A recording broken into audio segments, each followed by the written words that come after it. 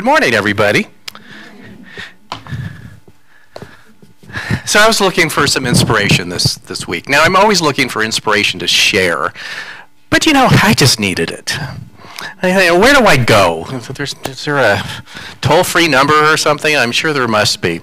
But I remembered a book that I bought just about 20 years ago, and actually I shared it here, I think, when I first came, 1,000,000 years ago when dinosaurs ruled the earth. And I thought, that's got to still be on my bookshelf someplace, and it wasn't. Things come and go mysteriously on my bookshelf. And so I bought it digitally. And you may have heard it, you might remember me talking about it years ago. It was a book compiled by Marlo Thomas called Right Words at the Right Time. And it's a compilation of many little essays, probably, oh gosh, there's got to be 30, 40 in there, written by different people that you know. I mean, not that you maybe know personally, people that are entertainers, people that are famous in sports, political figures. And the whole point of this, Right Words at the Right Time, to write about a phrase that came to you at, again, the right time, that it just hit you, and that it changed your life in some way. And the reason why I bought this many years ago is because I had an experience, and not to go into that story, but I remember at a time of feeling such hopelessness, and this person came into my life briefly and said, on the right day, the right time, when I needed to hear what she said, and it gave me hope. And I still remember it. And it happened when I was 17. So that shows you how impactful it was. It meant that much to me, and she probably thought it was no big deal. Which goes to say that you can always make a difference in the world, and you don't even know it. But anyway, so here's the game I played. So I downloaded the book. And at first I thought, I'll just start looking and reading through and finding something that's inspirational. I thought, no, I want to do this a little bit differently. I want it to truly be the right words that show up at the right time. So I kept looking through the table of contents and all the names there. And I imagine I was given this, like rubbing the lamp and getting a wish, that I could have coffee with any one of these people. And some are living and some are not. And that it, not so much looking at, I really like what this person did, but someone who just, like, this week could speak to my soul somehow. Sometimes you just, like, you want to have coffee with a wise aunt or uncle and just take it in and just heal my soul a little bit. And that's where I was this week. And I just looked at this, and there was so many wonderful people, and I kept coming back to the same one. And I thought, this is probably it. So again, I looked at it more, not like, have lunch with a famous person. It was just like, who could speak to my soul this week? And I chose to spend time with Auntie Ruth, better known as the Honorable Ruth Bader Ginsburg. Because that's how I was looking at it. Let's, not to be disrespectful to Ruth Bader Ginsburg. It's like, I wanted to be with an elder aunt or uncle. And so this is only 3 pages, so I'm going to read it to you. It was June 1954. I had just graduated from Cornell University and was about to marry Marty Ginsburg, the only young man I dated who cared that I had a brain. I love that. Marty and I had met on a blind date at Cornell in 1951 when I was 17. He was then 18 and a year ahead of me at the Arts and Science College. We were best friends throughout all of my Cornell years. Our school breaks during my senior year, I would often dine at Marty's parents' house in Roxville Center, New York. My mother died just before my graduation from high school, and Marty's mother acted as a substitute parent for me.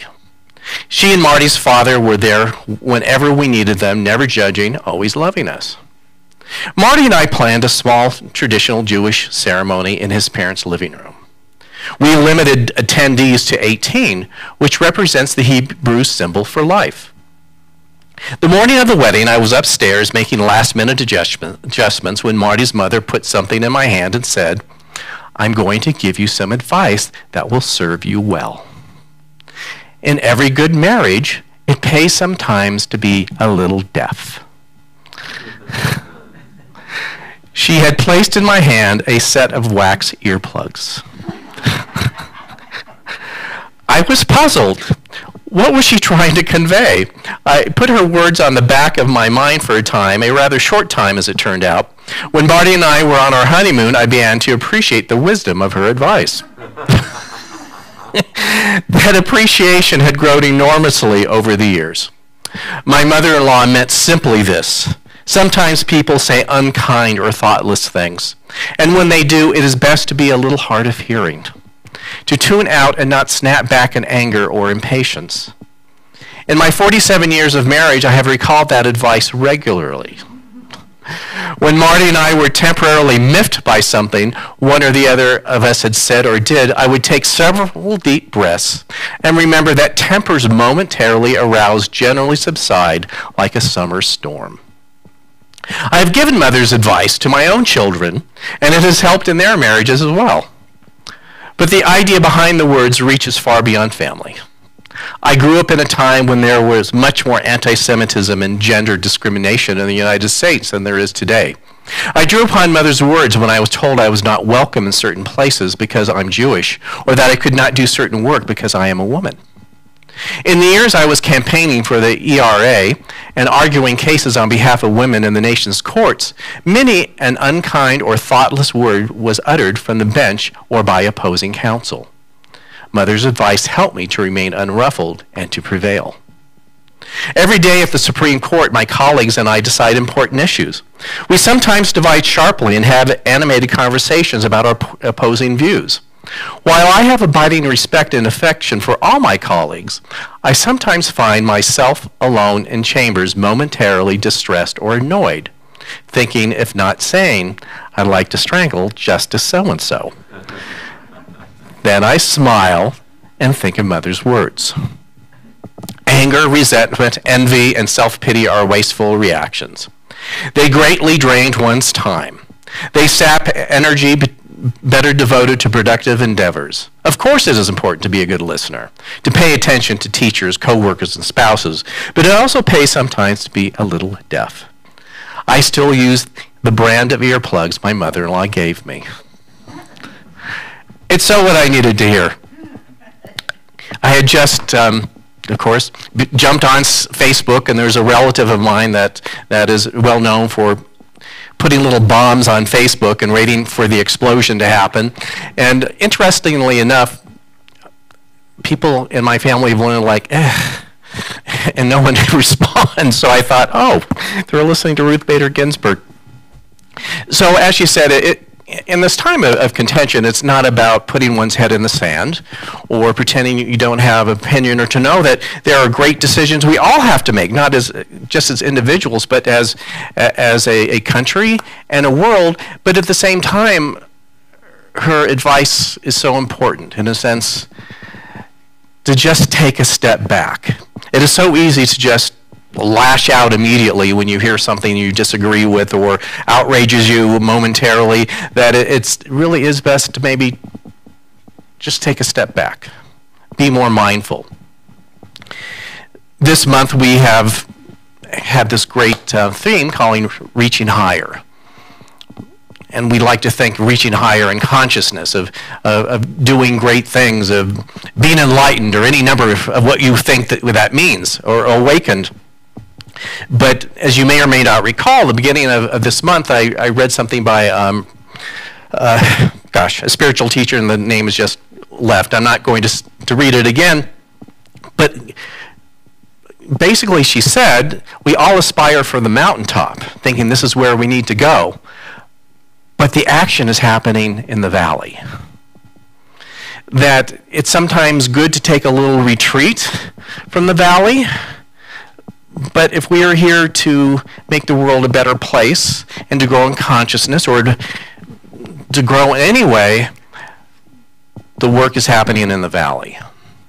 And so I think the balance we have to find is to know that our consciousness is touchstoning the heights of the mountains, but we've got to bring that into what we're doing, and it can be difficult.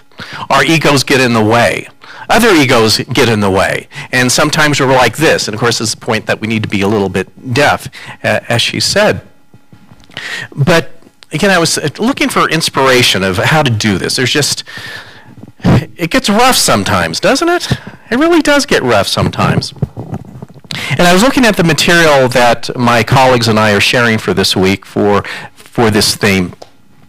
And a prayer practitioner from Palm Springs did a lot of the work on just proposed things that we could talk about this week. And it's all optional. And she was writing about a poem by Maya Angelou called I Rise. And I'm not going to read the poem, but basically it comes from the Afro-American perspective, and especially those that had enslaved people in their backgrounds of, I mean, the take-home of the poem is, we went through all this and we're still determined to rise. And so as a white male, I am a little hesitant to try to make it ours a little bit, but she wrote this great thing. I can't tell you how many times I've read this week. And her name is Rachelle Mccreary. And I know you're not watching because you're at your own Sunday service. And I just love this. She says, talking about the poem, I Rise, though it was written in response to a specific cultural experience, Afro-American, like all great poetry, it articulates universal truth. The refrain of Still I Rise is the heartbeat of truth, proclaiming that there is within each of us that which is unstoppable, inexhaustible, inextinguishable, and unchangeable. That which we call God, Spirit, divine intelligence. That in which we live, move, and have our being. That which rises in us as us can never be oppressed. Like a tender sprig of green pushing up through the concrete sidewalk, life rises as us always. And so again, as I was looking for inspiration, we have taught in Science of Mind forever that the presence of the divine is within us, that it is unlimited, gives us any number, if not uncountable opportunities. But somehow these four words have just stuck with me. Unstoppable, inexhaustible, inextinguishable, unchangeable. Let me read those again. Unstoppable, inexhaustible, inextinguishable, and unchangeable. And in a world that at moments just seems like it's off kilter, it's given me great comfort to think of those four words and to know that we all have those four words within us, and that when we seek to connect with the divine, that's what we're seeking to connect with, or to recognize our connection, because it is there. It's not about praying and asking for things or fix this, do that. It's just kind of basking in this unlimitedness that I think is so amazing, and what I hope to look forward to do even more. That I think that the way through what we're experiencing right now is through this gateway. And I think that's important, to know that as difficult as you might have on any particular day, that you can reside in this truth and know that there's another way available. And I think that really is the pathway for us to make the world a better place right now. But the thing is, we get confused. We get caught up in our egos. We get caught up in the need to be right. And we get caught up in the need for someone else to be wrong. And we lose sight of those four words. So again, the question is, how do we bask in those four words when we seem to not be? So the first question to ask ourselves, and I'm not asking for people to raise hands, when are you likely not to? And we all have those little traps in our life, don't we? Like, this is the trigger that I kind of go there in my own ego, or having to have my own opinion, or having to have it my own way, and in a sense to not be gracious or kind in some way. And as I was thinking this week, I thought of a phrase that I have heard a lot these last several months. And as I thought of it, and it's one of those phrases that you hear so much, or it's such a cultural reference that you don't really, at least me, I have not really thought about it and how there's an irony in it. So many of us right now, we have a line in the sand, don't we? Here it is.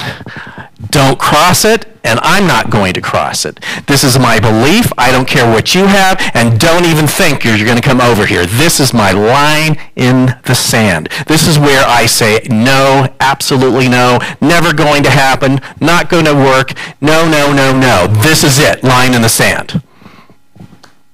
Have you heard that phrase recently? I have a lot. And I started to think. I grew up in Southern California, as many of you know, and we went to the beach a lot. We spent a lot of time on the sand. And of course, as a like 7, 8, 9-year-old, my brother and sisters and I, it was really important to bring a pail, bucket, because we're going to build a fort in the sand. And of course, we'd have very elaborate games of having the fort and attacking the fort, defending the fort, and all sorts of things. If you were kids at the beach, you did that too in some way. Our fort game always ended the same way. At some point in the day, a rogue wave would come and kill the fort. Why not? You're at the ocean. And so here's this thing, the elaborate thing, and in 10 seconds it is gone. So our lines in the sand, here's the irony of it all, are that destructible. We think of them as this firm thing, but they're nothing but our opinion when you think of it. They're just as fragile as our sandcastles. And so, as I'm again thinking of it, this is my line in the sand. I'm not going to do anything, and you're not going to do this. And I don't try to argue with people, but at this point I'm going to say, wave coming. Just wave coming. You might want to get out of the way. Here it comes. You're fine with your opinion. Do whatever you want, but wave coming. Haven't you seen, I just love those little videos on YouTube that, someone's like horsing around at the beach, and there's like a wave coming, and they're like, Harry, there's, and suddenly they get inundated. It's like, it's unstoppable, inexhaustible, inextinguishable, and unchangeable. The ocean or consciousness has a way to just come into our lives even when we put a line in the sand. So that's given me a lot to think about. So we are always at choice on some level. I can choose to be grounded in my line in the sand, and we all do it. Isn't it exhausting when you do that? As opposed to inexhaustible, aren't you exhausted? I get exhausted when I'm in that mode. It's like, it's so difficult to try to change everybody else, isn't it? It's not only a full-time job, it's an endless job. It's a thankless job. It's a job that, again, it never ends. If you're forever trying to change someone else, because I've got this line here and you just really have to do it. But it shifts when you change your focus from the sand to the wave. Again, to something that's unstoppable, inextinguishable, unchangeable. And a shift in focus. So what if, especially when we're in moments of, that you had the conscious of mind to think, okay, this is a place I don't like to end up. Don't you do that sometimes? I am just driving myself nuts right now. How can I get myself out of this? And I think that's one good thing sometimes with myself. Okay, I'm even driving myself crazy. It's time to shift what's going on up here. And as I shift what's going on here, I'm going to shift how I show up in the world. Even if it's just taking a run down the street to go to the market or something. The way out, believe it or not, is to start to think of things that go into that consciousness of unstoppable, inexhaustible, inextinguishable, and unchanging. I had a great experience with that this week. So we are Light on the Mountains, we are contemplating to do service in a way that will stretch us. And I've mentioned before, as we are, in our heart-centered community vision, this idea of how can we serve in a way that will stretch us, that is something more than we've done before. And we are looking at something that we have this many questions and this many answers. And so it's a process that we're trying to figure out. And I already mentioned that we just feel called, again, to be of service to the refugee community. There's a refugee center in Twin Falls, and we've done some great things with them before. And I called them this last week, like, what do you need, type of thing. What are some things that we could perpetually collect that would always be used, as people are coming in from, especially now from Afghanistan, that would always be useful. And we had a great talk about that. He says, and so here's, how you think that, okay, I'm asking in a way that I'm comfortable, and then someone's going to present something to me that I'm uncomfortable with. You ever have that? Okay, you could serve here, or you could do this. Really? I could do that? And so he said, some faith communities in southern Idaho adopt a family. I said, really? What does that entail? Of course, and I'm thinking the commercials like, adopt a pet, send $20 in a month, and Flossie will no longer be in a cage. No, that's where I go. Or Sally Struthers or something. Didn't she, again, I can just get on an auto debit for $20 and I'm done. That's comfortable, isn't it? And we like that. Oh, I feel so good. I signed up once and I never have to think about it again. That's service. He says, and so I didn't ask him that. I didn't say, where do I sign up for the $20 thing? I said, well, tell me more. He says, well, adopting means that if you're on this program, we know the families, we have a schedule of when they're coming in. And we'll call you and say, your family's coming in 2 weeks and we have found their apartment. And it is up to you to furnish the apartment, put pictures on the wall, make sure there are not only a bed but sheets on the bed, and that when they open cupboards, there are things in the cupboards. That's a lot, isn't it? And you might decide to put a coat of paint on the walls or something. And again, we're looking at this and trying to, it's such a big thing to how do we get support and how do we have a to-do list? There's, again, this many questions, this many answers kind of thing. That's what we're exploring right now. But, of course, at the time, I was part excited and partially scared to death. It's like, how are we going to do this? But then even he said, and you know what some of these faith communities do? Is that they meet the family at the airport when they arrive. And even in meeting people in person is really challenging this point, but there's still a way that you can do that, and it somehow takes it to a different level, where it's not just, oh yeah, put me on auto debit. Not only did we, so it's not like we donate things to the gold mine and we practically don't even stop at the back alley and throw them out of our car and peel off the alley. It's not that. So it's not like, oh, it's broken, I can donate. It's like, but this is going to be in someone's home. If it's broken, I have to fix it, or I have to get a new one, or I have to find one that'll work for them because they've got 2 kids and they can't have something that's broken. They can't have sheets that have been slept on for 20 years. It takes it to a different level of concern and service, and that especially if you meet them, you're welcoming a family, in a sense, in our family. And so it's a sacred service that we're looking at doing that, again, I'm equally excited and equally scared to death, because how do we do this? And we're going to figure this out. But here's the whole point. As I was thinking of, quote-unquote, the problem of how do we rise to this, I couldn't think about any lines of the sand that I had. I couldn't think about, oh, vaccine, no vaccine, mask, no mask, who cares? There's a family coming, or we hope to one that will be coming with our name on it. It's a different level of consciousness, and we think we want to be, touch the mountaintop but live in the valley. That's kind of the balance that we're looking at.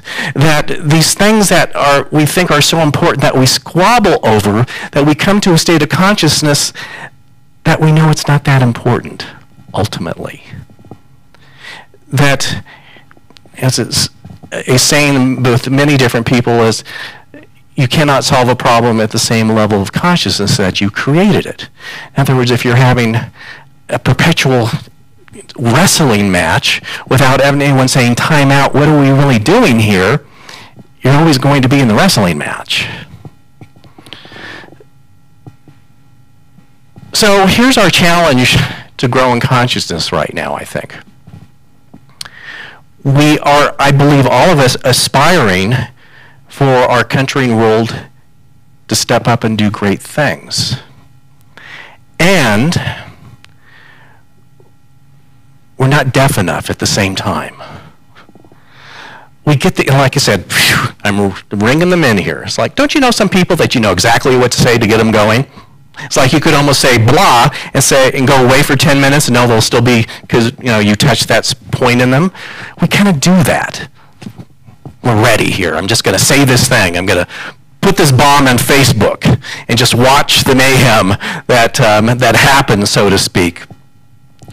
So be a little deaf. Think of what's an outrageous way that we could serve to make us forget about the need to squabble, in a sense. How is it a sense that regardless of what you're seeing and experiencing at a certain level, that you say that I'm going to walk forward in consciousness anyway and be part of the wave instead of part of the sand? I think that's the lessons of this era. And I just want to close at something I know that all of you have heard at some point. Many people attribute this poem to Mother Teresa. She did not write this. It was written by Kent M. Keith. It was well known through her because it is said that she had a copy of this in one of her rooms. It's called Anyway. It says, people are often unreasonable, illogical, and self-centered. Forgive them anyway. If you are kind, people may accuse you of selfish ulterior motives. Be kind anyway. If you are successful, you will win some false friends and some true enemies. Succeed anyway. If you are honest and frank, people may cheat you. Be honest and frank anyway. What you spend years building, someone could destroy overnight. Build anyway. If you find serenity and happiness, they may be jealous. Be happy anyway. The good you do today, people will often forget tomorrow. Do good anyway. Give the world the best you have, and it may never be enough. Give the world the best you've got anyway. You see, in the final analysis, it is between you and your God. It was never between you and them anyway. So touch the mountaintop and do the work in the valley. Anyway. So let's take this within. And let's just give thanks this morning in this weird, upside down, who knows what's going on world. We are present. We choose to be kind. We choose to be a little deaf when we need to. We choose to be part of that great consciousness that is unstoppable, inexhaustible, inextinguishable, and unchangeable. And we know that that essence resides right within us, and that we now speak from that essence. We speak from that truth, and we act from that truth. And as we do it, healing is revealed within us, it is revealed in our communities, and within the world. So we simply give thanks for this. We give thanks for just simply being present in this truth. And as we give thanks, we let it go. We release it. We release attachments to these words and let it just unfold in perfection. And so it is.